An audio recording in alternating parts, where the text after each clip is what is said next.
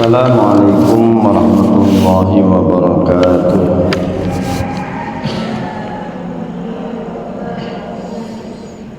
Alhamdulillah nahmaduhu wa nusalli wa nusallim ala rasulil karim wa ala alihi wa sahbihi wa sallim ajma'in wa la hawla wa la quwata illa billahil aliyil azim.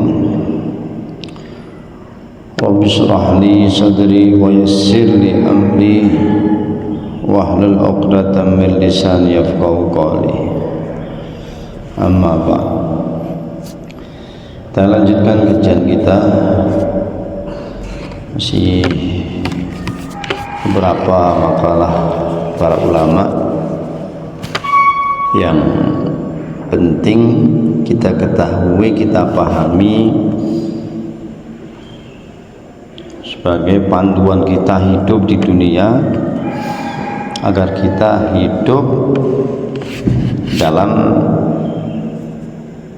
mengikuti cara Rasulullah sallallahu alaihi wasallam, mengikuti caranya Allah Subhanahu wa taala, sehingga selalu kita mendapatkan ridha Allah, masuk surganya Allah Subhanahu wa taala.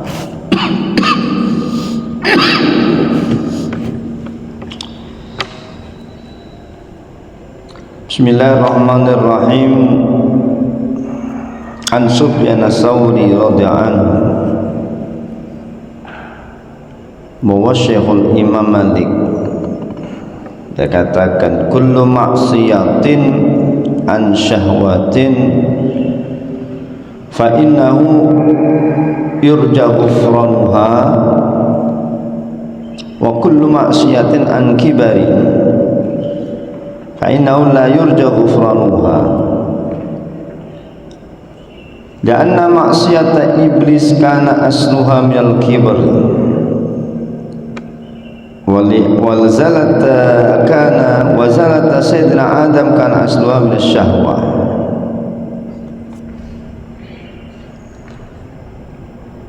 Dari Sufyan Ats-Tsauri radhiyallahu anhu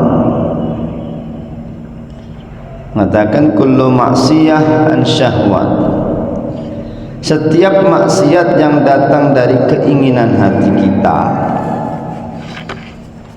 maka sesungguhnya masih diharapkan ampunan Allah Subhanahu wa taala.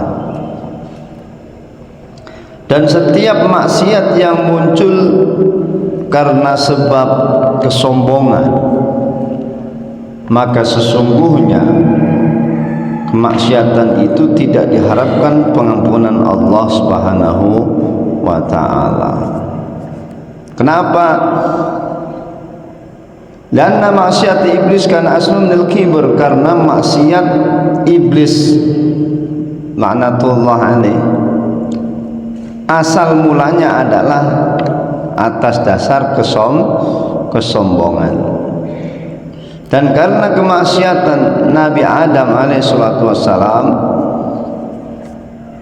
itu atas dasar keinginan dan tentunya digoda oleh syaitan. Nah, ini kata Sufyan Ats-Tsauri. Siapa beliau? Beliau itu termasuk guru daripada Imam Malik. Imam Malik berguru dengan beliau Imam Syafi'i, berguru, dan Imam Malik termasuk guru daripada Imam Syafi'i,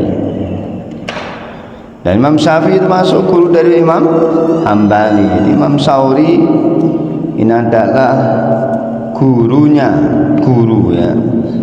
guru daripada beberapa imam-imam, yang dia mengatakan bahwasanya kullu maksiyah nasyi'ah an syahwat fa innahu yurja ghufranuha, bahwasanya setiap maksiat yang timbul dari keinginan,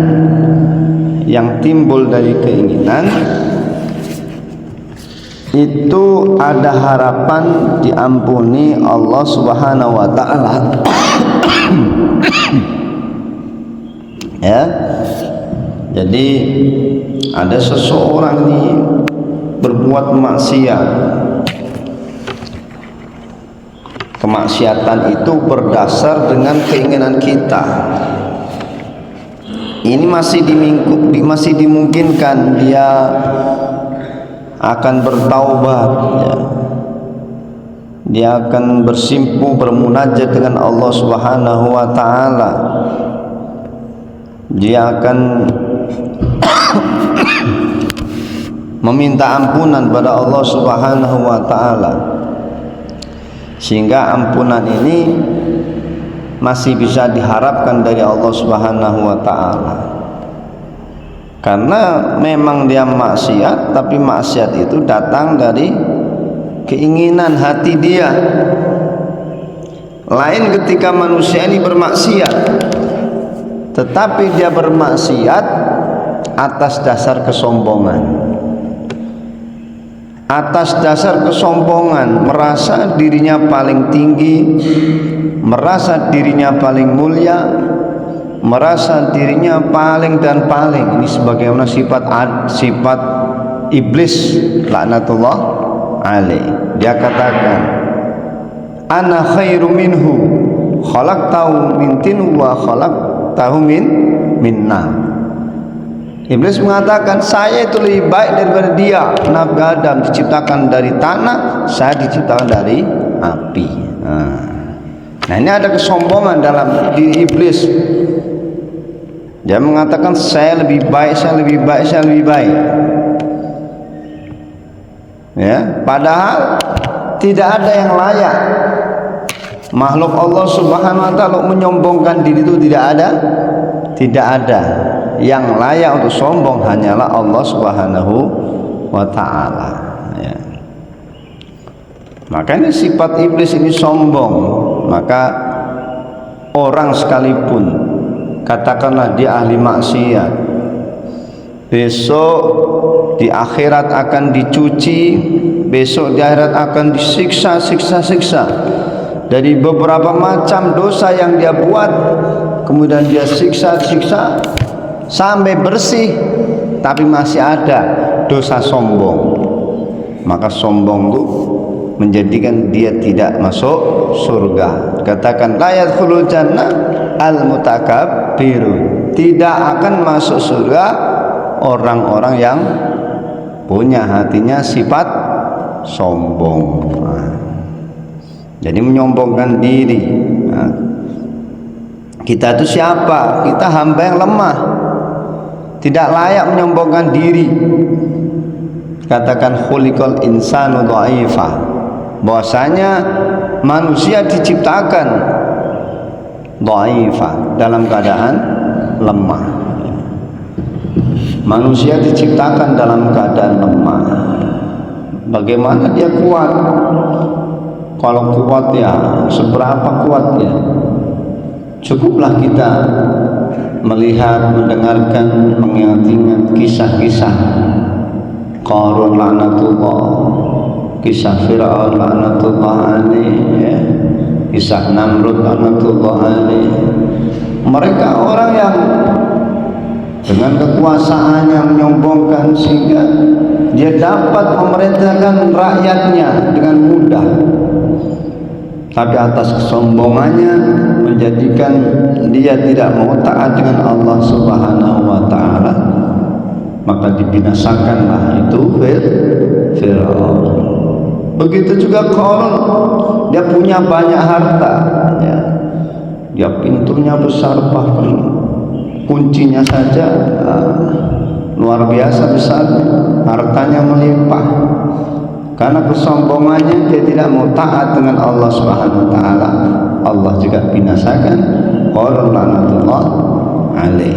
Cukup kita mendengarkan daripada kisah-kisah tersebut, daripada orang-orang yang sombong dan menyombongkan diri kepada Allah Subhanahu wa taala, dan akhirnya orang tersebut dibinasakan oleh Allah taala. Nah, ini kalau dia maksiat atas dasar dia sombong, menyombongkan diri kepada Allah, maka tentunya ini ampunan dari Allah Subhanahu wa taala ini tidak diharapkan. Berbeda dengan maksiat yang dibuat oleh nabi kita, bapak kita Nabi Adam alaihi salatu wasallam. Dia karena keinginan dan diganggu oleh setan, dan Nabi Adam alaihi salatu wasallam itu dia berbuat seperti itu bukan karena kesombongan. Terplesetnya Nabi Adam yang akhirnya dia memakan buah yang dilarang oleh Allah Subhanahu wa taala. Memakan buah yang dilarang oleh Allah Subhanahu wa taala, dan akhirnya Nabi Adam alaihissalam diturunkan ke dunia ini karena kesalahan yang bukan karena kesombongan. Bahkan Nabi Adam pun dibekali oleh Allah Ta'ala bekal doa Rabbana dolanna anfusana wa ilam taghfirana la tarhamna lanakunanna minal khasirin. Nah, ini dibekali dengan begitu. Bahkan Nabi Adam bersujud selama 40 tahun meminta ampun kepada Allah Ta'ala, sehingga setelah 40 tahun maka Allah katakan irfa' ra'saka, angkat kepalamu, saya sudah ampunkan kesalahan. Nah, ini Nabi Adam ini bukan karena kesombongan dia berbuat kesalahan, sehingga masih ada harapan untuk diampunkan oleh Allah Subhanahu wa taala. Namun seperti itu tetap kita untuk tidak gampang berbuat kita perbuatan maksiat walaupun kecil. Nanti akan kita terangkan. Nanti belakang ada juga makalah yang mengatakan janganlah kita berbuat dosa maksiat walaupun maksiat itu kecil. Jadi kita berharap kepada Allah Subhanahu wa taala agar senantiasa kita ini dijauhkan daripada maksiat, agar Allah tetapkan dalam hati kita agama. Ya muqallibal qulub tsabbit qalbi ala dinik. Wahai Allah dan yang membolak-balikan hati kita, sabit kalbi, tetapkanlah hati kami tetap dalam agama Engkau.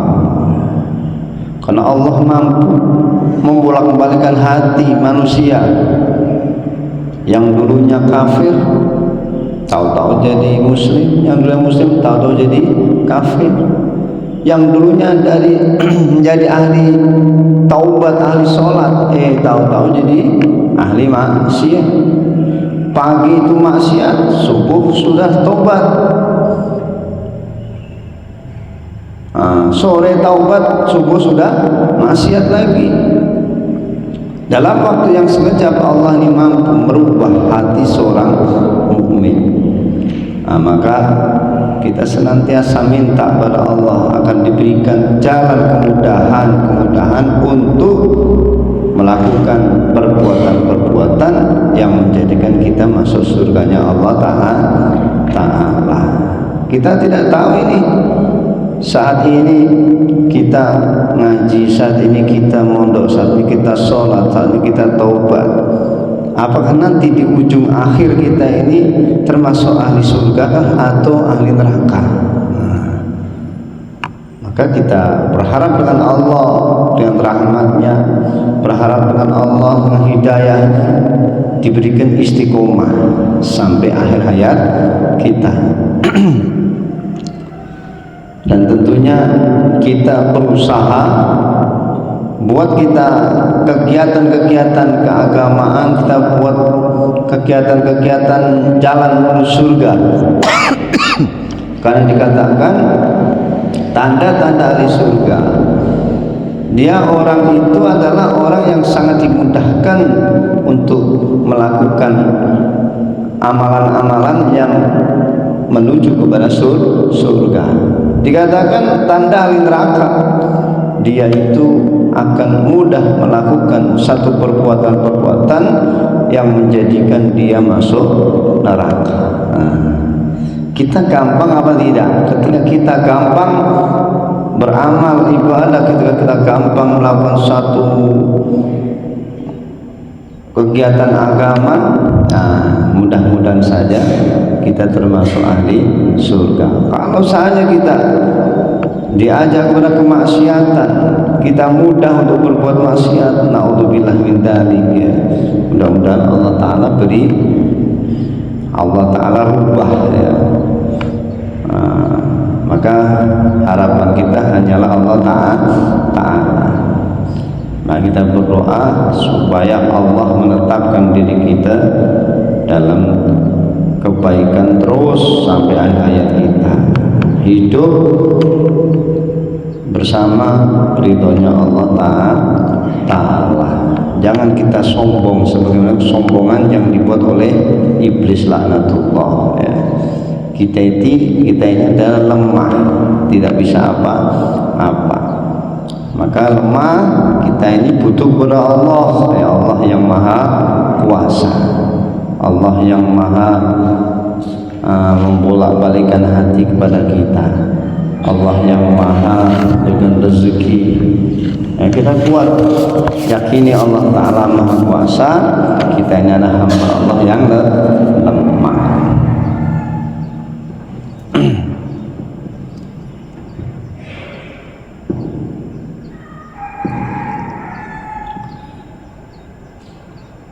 Wa an ba'di zuhad wa hum alladziina taqarud dunya wa lam yubalu biha bal akhadhu minha qadara daruratihim, mengatakan mad'an nabadan ban wa huwa yadhaq fa inna Allaha yudkhiluhu an-nar wa huwa yabki wa man ata'ahu wa yabki fa inna Allaha yudkhiluhu jannata wa huwa yadhaq. Dari sebagian ahli zuhud, ahli zuhud ini adalah orang-orang yang meremehkan dunia, orang-orang yang menganggap ringan terhadap dunia, dan dia tidak peduli dengan adanya dunia. Bahkan dia mengambil dari dunia itu kadar kecukupan dia saja. Kenapa dia menganggap ringan? Kenapa orang zuhud ini tidak peduli terhadap dunia? Karena dia tahu bahwasanya dunia itu tidak seberapa atau tidak sebanding dengan apa yang nanti Allah Ta'ala berikan. Karena dunia ini di sisi Allah Ta'ala adalah kecil. Maka kata orang-orang zuhud, ya tidak ada pengaruh dunia itu dalam dirinya. Maka meskipun dia itu banyak hartanya, meskipun dia banyak rumah, banyak harta yang melimpah, tetaplah saja orang-orang zuhud itu mentaati Allah Subhanahu wa Ta'ala. Jadi tidak ada pengaruhnya. Berbeda dengan kita ini masih cinta terhadap dunia. Ketika tidak ada ingat pada Allah Ta'ala, begitu kita punya harta langsung lupa dengan Allah.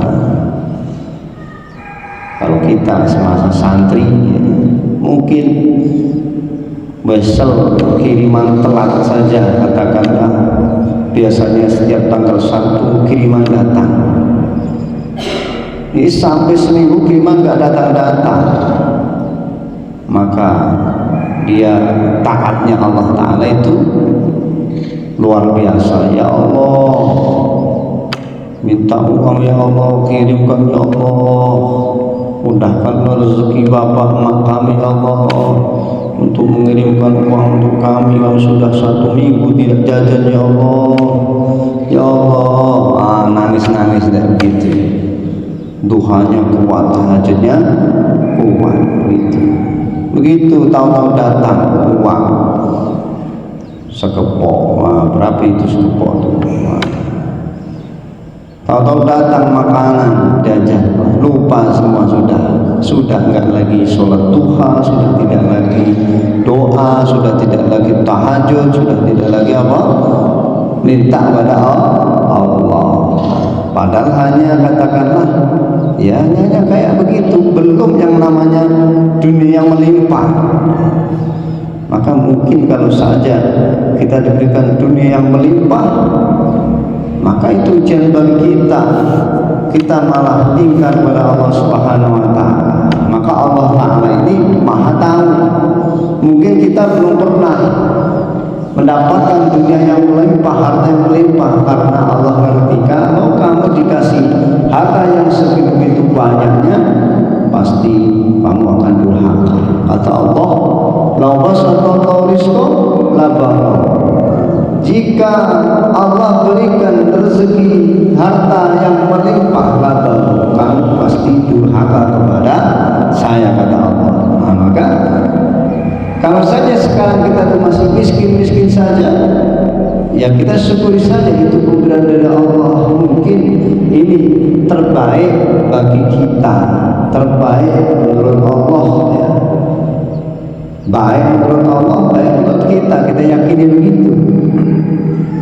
Kadang-kadang kita meyakini ini baik menurut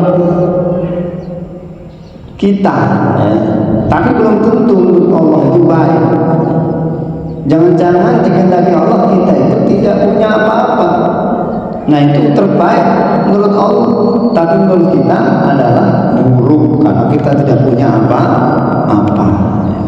Maka apa yang terjadi saat ini pada diri kita yakin itulah yang terbaik menurut Allah, ya. Meskipun kita menganggap itu adalah keburukan pada diri kita, itu selalu husnuzon dengan Allah Ta'ala.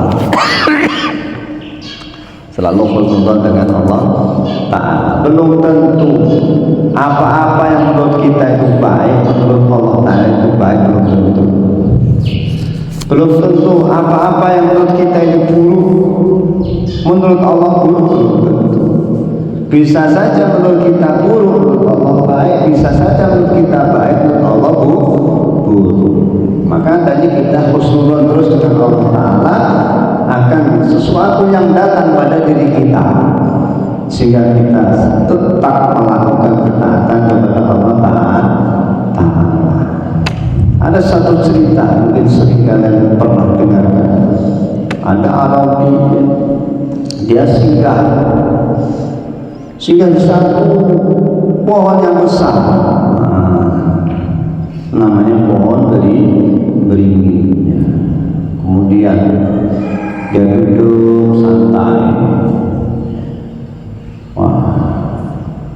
nengok pohon besar nih ya, buahnya mana kecil-kecil gitu ya. Depannya ada pohon semangka. Pohon semangka itu pohon apa tanaman itu, ya kita sebut ya pohon semangka, karena buahnya ada buah semangka. Kemudian orang itu dia menyalahkan Allah SWT.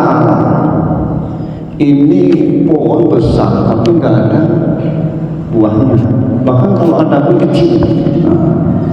Itu semangka, pohonnya kecil tapi buahnya besar. Ini nggak pas, kan macam ini nggak pas. Masa pohonnya kecil buahnya besar, pohonnya besar buahnya kecil?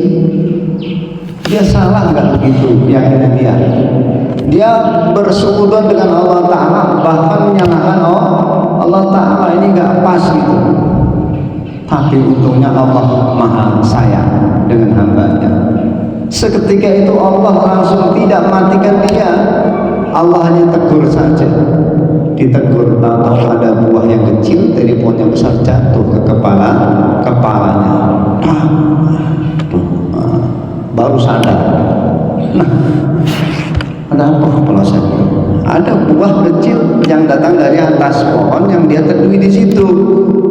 baru nyadar. Kira-kira apa yang dia sadar sebabkan apa? Dia pikir, ya Allah, kalau saja pohon besar ini buahnya sebesar apa? Buah semangka, apa yang terjadi? Pusing kepala ya, bisa pingsan itu.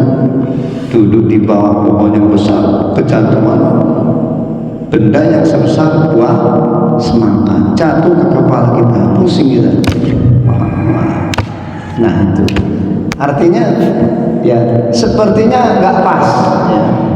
Menurut kita ini nggak pas, tapi di situ ada kebaikan dari Allah Ta'ala. Kalau tadi pohon itu besar, buahnya harus besar. Apa yang terjadi tadi itu? Buah itu menimpa kepala semua orang. Kayak gitu bentuknya ya. Tapi nyatanya Allah takdirkan yang jatuh itu adalah buah yang kecil.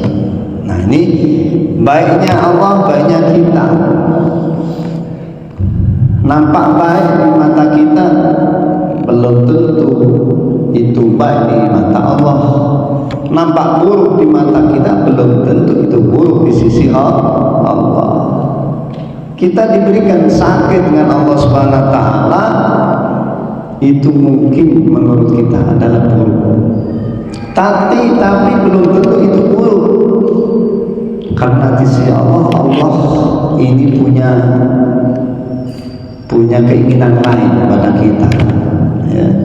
Dengan sakit Allah SWT ampunkan dosa. Kalau tidak, dosa terus dikurangi dosanya dikurangi. Biar ngerti, biar merasa berdosa, merasa minta ampun dengan Allah Ta'ala, diberikan sakit. Tapi ingat, sakit yang diampunkan dosanya, sakit yang didasari dengan kesabaran. Tidak ada ngeluh-ngeluh. Diberi sakit malah ngeluh-ngeluh itu ya bukan mengundang sabar, bukan mengundang ampunan, tapi bahkan akan mengundang laknat Allah Ta'ala. Ada yang sakit, sakit kayak begini nih. Ya Allah, lebih baik mati saya kalau kayak begini. Wah. Malaikat maut, cabut saja nyawa saya ya malaikat maut. Kalau kayak begini saya ada orang yang kayak begitu ya. Kita di rumah sakit ada seperti itu, teriak. Emangnya kalau mati itu enak ya? Kalau emangnya mati enak ya kalau nggak disiksa ya. Kalau disiksa karena banyak kesalahan, dosa-dosa dibuat ya, terus sampai hari kiamat dia akan disiksa oleh Allah Subhanahu wa Ta'ala. Dibakar kulitnya, sudah hancur kulitnya, Allah ganti kulit yang baru supaya terasa sakit itu masih baru terus. Nah, orang lebih baik mati saja. Tidak boleh. Maka kita diberikan sakit, kita jangan ngeluh, kita bersabar. Yang mana sabar dalam kondisi sakit itu akan mengundang ampunan Allah Subhanahu wa Ta'ala.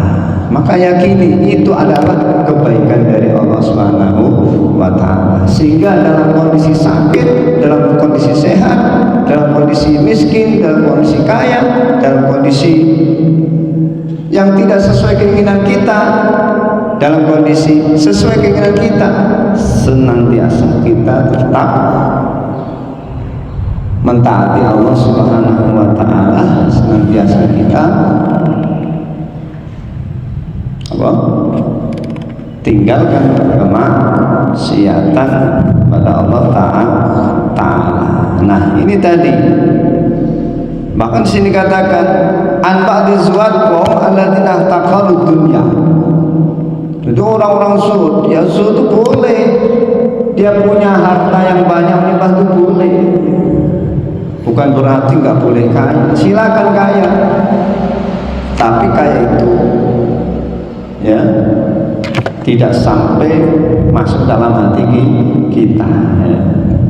Cuma ada dalam tangan saja. ya, maka dia berdoa, ya Allah, ya orang-orang dahulu, jangan lepaskan dunia dalam hati, tapi jangan lepas dunia dalam tangan kita. Hati minta dilepaskan, hatinya itu tidak dilepaskan dari perkara-perkara dunia. Kalau kita tangannya nggak ada dunia, hatinya juga penuh dengan dunia, sini masuk semua tuh. Maka orang zuhud silakan katakanlah dia punya harta, tapi hatinya itu tidak terkesan dengan harta tersebut, ya. Dia telah menganggap ringan itu harta, karena ngerti harta yang dia miliki ini tidak sebanding dengan apa yang nanti yang Allah Ta'ala akan berikan kepadanya, sehingga dia banyak harta yang melimpah tapi tetap taat kepada Allah Ta'ala. Bahkan dia mengambil harta kadar kecukupan dia saja, bukan untuk mengumpulkan, menumbuh-numbuh, tidak, tapi kecukupan dia, oh sudah cukup, sudah. Begitu orang sunnah. Dia katakan, man aznaba dzanban, man aznaba dzanban wa huwa yalhaq, fa inna Allah yudkhilhu an-nar wa huwa yabki, wa man ata'a wa huwa yabki, fa inna Allah yudkhilhu al-jannah wa yalhaq. Barang siapa yang dia berbuat dosa sedang dia itu tertawa-tawa apa itu ya, dia tertawa, dia sudah berdosa malah tertawa-tawa, maka ingat nanti Allah Ta'ala akan memasukkan dia ke neraka dalam keadaan menangis, ya, tertawa di depan layar, menangis di balik layar, ya, tertawa. Wah, di dunia ini dia tertawa begitu, akhirat nanti nangis itu. Itulah orang yang berbuat dosa, ya. Kenapa Allah masukkan dia ke neraka dalam keadaan menangis? Ya seharusnya dia dalam keadaan berdosa itu ketika dulu di dunia dalam keadaan menangis, sedih karena dia telah melakukan satu kesalahan. Nah, ini orang sudah melakukan kesalahan tapi tidak merasa bersalah, bahkan dia lebih percaya diri dengan kesalahannya. Ini orang yang bagaimana itu, orang yang seperti itu? Kalau dia melakukan kesalahan, ya buatlah dirinya adalah orang yang telah berbuat salah, sehingga sedih, menangis dan bertaubat, sehingga dapat ampunan Allah, tidak jadi dimasukkan nerakanya Allah. Nah, ini sudah salah.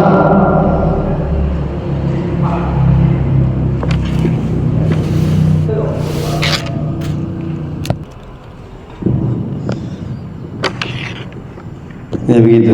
Jadi nanti orang yang semacam itu dia buat kesalahan, buat dosa tapi tidak merasa bersalah, bahkan dia percaya diri, pede dengan dosanya, pede dengan kesalahannya. Ingat, Allah nanti akan masukkan dia masuk neraka dalam keadaan menangis, ya, dan menangis sedih dia. Menangis. Kenapa begitu? Li'anna haqqau ayanda. Seharusnya dia itu sedih dan beristighfar, bertaubat, taubat, tapi malah tertawa-tawa. Nah, wa man ata'a wa huwa yabki, fa inna Allaha yudkhilul jannah wa yarhaq. Nah, sekarang sesungguhnya Allah Ta'ala wa man ata'a wa yabki, siapa yang mentaati Allah Subhanahu wa Ta'ala sedang dia menangis, nanti Allah akan masukkan dia ke surganya Allah dalam kondisi tertawa-tawa. Nah, ini sebaliknya, kebalikan dari yang tadi itu. Dia sudah berbuat dosa, dia berbuat salah, tapi dia malah tertawa-tawa. Seharusnya dia setelah berbuat dosa bersedih dan beristighfar dan bertaubat, kan gitu. Tapi dia tidak, maka Allah akan masuk neraka dalam kondisi menangis. Nah, sekarang orang yang melakukan ketaatan pada Allah Ta'ala, ikut cara Rasul, mengikuti perintah Allah Ta'ala, tapi dia malah bersedih, malah dia menangis. Kenapa menangis? Malu dia, malu dan takut. Kenapa malu? Hanya sedikit ibadah yang saya buat. Kenapa malu? Hanya ini yang saya bisa buat kepada Allah Ta'ala. Hanya bisa sholat ini saja, hanya paling 2 rakaat, paling ini hanya memberi saja, sedekah saja, hanya ini saja, dan seperti itu. Dia sedih, malu, dan juga takut karena kecerobohannya. Banyak waktu yang Allah Ta'ala berikan, tapi kita tidak buat untuk taat. Akhirnya dia beramal dengan kondisi menangis. Nah, harusnya ya, secara umumnya orang yang begitu kan dia senang gitu ya. Oh, alhamdulillah saya sudah begini, sudah sholat tahajud tuh 2 rakaat itu jam berapa? Wah, hampir subuh. Padahal hampir subuh. Assalamualaikum, langsung apa? Adzan. Allahu Akbar. Itu saya sudah senang sekali gitu ya. Nah, ini orang sudah banyak amalnya tapi masih sedih, masih nangis karena merasa kecerobohan pada dirinya karena telah menggunakan waktu yang banyak dari Allah tapi digunakan untuk sia-sia. Maka kata Allah, besok kamu akan saya masukkan ke surga dengan keadaan tertawa. Ya, kebalikannya tertawa, senang. Woi, kita masuk surga ini, ayo masuk surga. Mana kawannya lain? Dengan tertawa-tawa. Loh, kamu kok tertawa? Ya iya kan masuk surga, senang kan? Itu Allah buat begitu. Padahal dulu menangis, ya Allah, saya tidak bisa apa-apa ini, saya sholat pun paling 2 rakaat saja. Ya Allah, saya kok sedih ini, saya paling itu bisa ya bangun tahajud sudah menjelang menjelang azan subuh. Ya Allah, begitu sedih karena kecerobohan waktu yang dia gunakan untuk sia-sia. Nah, Allah janjikan, kamu akan tertawa besok masuk surga. Gimana? Masuk surga lebih senang tertawa-tawa atau lebih senang masuk surga bersedih-sedih? Masuk surga kok sedih bagaimana? Ya. Orang kalau mau diajak jalan-jalan senang kan? Jalan-jalan ke kolam renang, wah senang.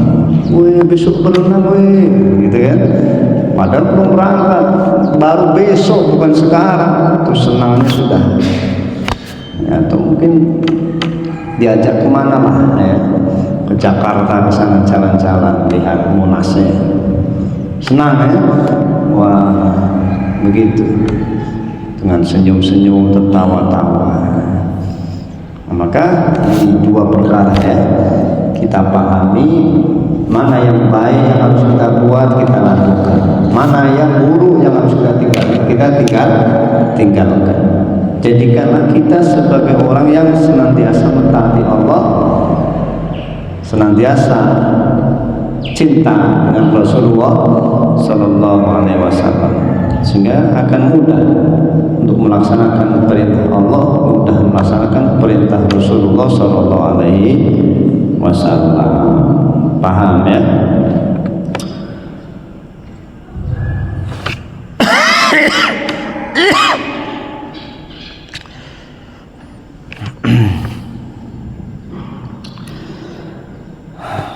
Maka janganlah kita, walaupun kecil itu satu dosa kita buat, Di sini ada lagi an ba'dil hukama la tahtaqiru dunub as-sighar fa inna la tatasha'abu min dunub al-kibar. Ya. Janganlah kamu anggap dosa kecil. Ya. Dosa itu adalah kecil. Jangan kamu anggap dosa itu adalah kecil, karena lama-lama dosa kecil pun akan menjadi dosa besar. Ya. Sedikit demi sedikit, lama-lama menjadi bukit. Ya. Sedikit demi sedikit, lama-lama menjadi bukit. Nah, itu dosa yang kita lakukan. Ada dosa lewat mata, ada dosa lewat telinga, ada dosa lewat mulut, ada dosa lewat tangan, ada dosa lewat kaki, ya. Ada dosa lewat apalagi telinga, ya.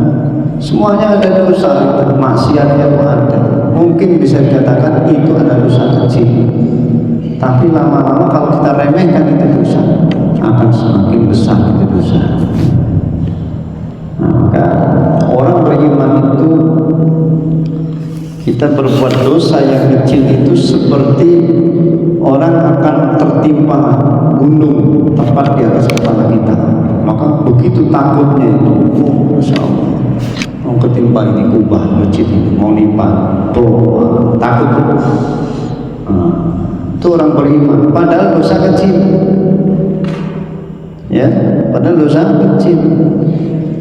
Tapi seperti ada yang mau menimpa ini, ubah masjid ini mau menimpa kita, takut seperti itu. Akhirnya ya, tidak mau lagi dosa kecil, kecil aja gak mau, apalagi besar. Karena orang tidak memperhatikan itu, dosa sebesar ubah ini yang besarnya kayak apa, anggapnya dia seperti tai lalat aja ya, di ginian aja tidak memperhatikan tentang itu.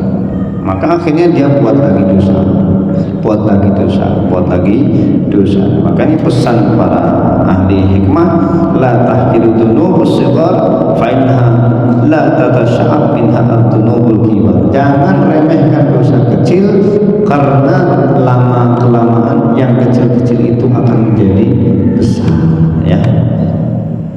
Itu daripada makalah ulama. Mudah-mudahan Allah Ta'ala beri kekuatan kepada kita untuk dapat amal dan menyampaikan, insyaallah. Subhanallah bihamdihi, subhanallah kita. Asyhadu an la ilaha illa anta, astaghfiruka wa atubu ilaik. Assalamualaikum warahmatullahi wabarakatuh.